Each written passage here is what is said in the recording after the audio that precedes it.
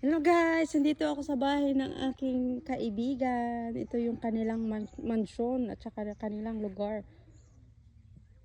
Ito yung bahay nilang malaki.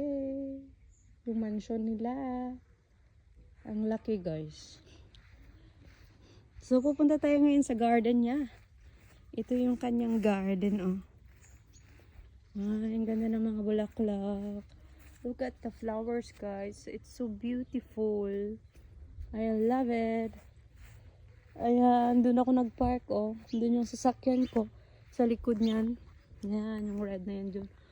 Ayan yung sasakyan ko. Tapos punta tayo dito sa...